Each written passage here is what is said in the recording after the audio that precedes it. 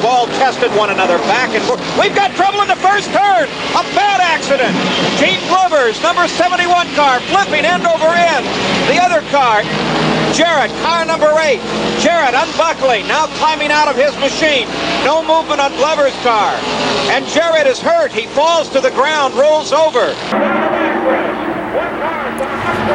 Trouble in the back straightaway. Car upside down, sliding way down the back straightaway. One machine getting upside down and sliding. Connie Saylor in car number 4 has gone upside down. The Johnson City, Tennessee campaigner in an Oldsmobile has slid almost 2,000 feet after getting in trouble in turn number 2.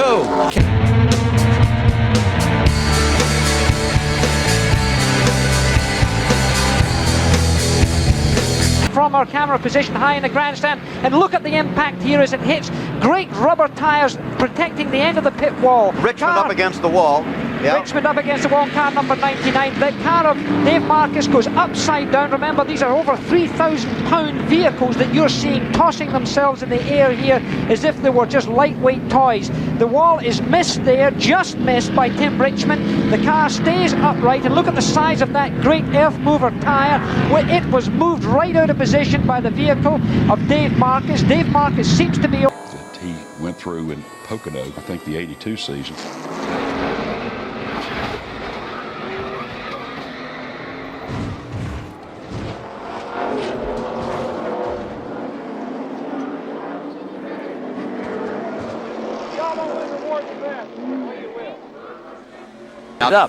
Now from another angle, here is another angle of what happened. You can see him sliding in and getting caught and flipping backwards, upside down, and then those hard, nasty, sidewinding rolls that bite you. Well, the car just suddenly did a complete reverse roll there. One car has somersaulted several times. Chet Yarborough in turn 3. And in turn 4, big trouble. Yarborough Chevrolet was totaled. A backup short track Pontiac was shipped down from Charlotte. Oh, wow. Wow. That car is singed badly, Benny. To keep pace with the leader. Where's the problem? In the first turn, a car slams the wall, flipping end over end. A terrific accident here. More cars spinning, more colliding with the wall. One car completely airborne. Oh, trouble! Ricky Rudd slamming toward the wall, crashing, rolling over.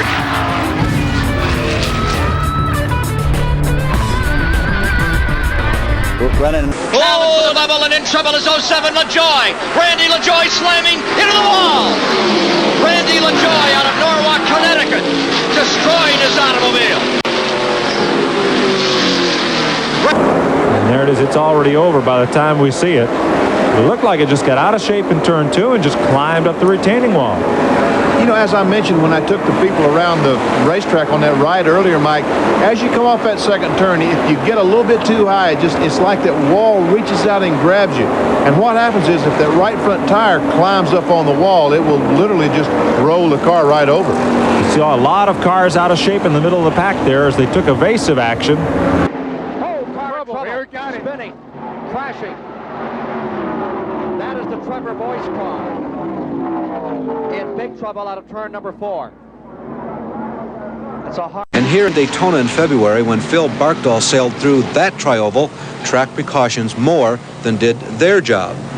For a few laps. And then this horrifying looking accident. Phil Barkdahl from the Midwest in the Helen Ray Special getting upside down in the tri-oval, almost going in its stands, as a matter of fact, at one point. Some anxious moments, and then Phil climbs out, waved to the crowd. As a matter of fact, he felt so good he even helped pick up some of the debris just a few minutes later.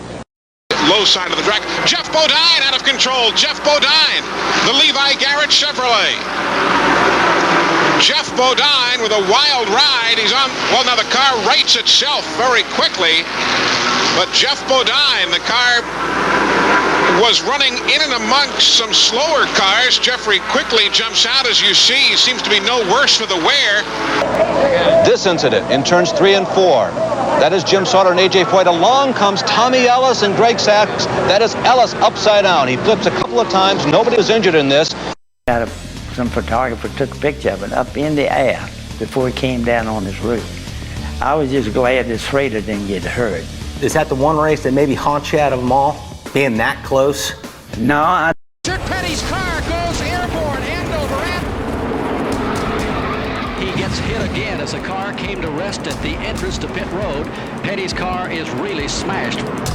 Now this kind of barrel roll is usually associated with super speedways. Doctors made Rusty stay in the hospital Friday night, but he was the first driver at the track on Saturday. Meanwhile, up in front, look at Earnhardt, and remember that some 3 days before this event, he was end for end all the way to the Tri-Oval in a practice run. Here he is right back. Talk about an Iron Man.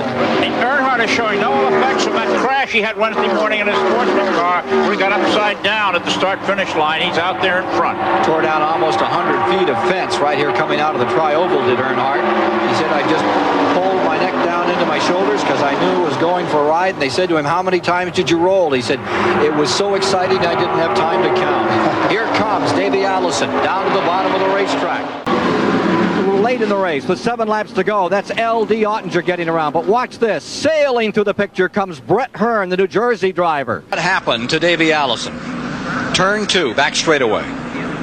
Well, he's in the middle of that pack of front-running cars, and all of a sudden he comes out of it, apparently getting bumped. You can see the hood fly off the cars. He spins around on the grass on the backstretch and then into a bank, and it flips the car over all the way over on his 4 wheels. He has the presence of mind. Pretty Axel here. And a trouble. Oh, we have a car upside down, rolling down the racetrack. That's the number 48 car, driven by Greg Sachs. Looks like Lake Speed. Lake Speed also involved. He was correct. Here's what happened as he moved to turn 1. A substitute tire changer had mistakenly loosened the lug nuts on the left rear, and the tire came off. I think they did touch a little bit there going into turn 1. Oh, and Lake Speed is on the roof. Flipping down the backstretch. The car rolling over several times. Dave Marcus involved in it. Looked like Jimmy Spencer's car was involved. Here comes Hut Strickland spinning around. Jimmy Means in the back of the pack got by.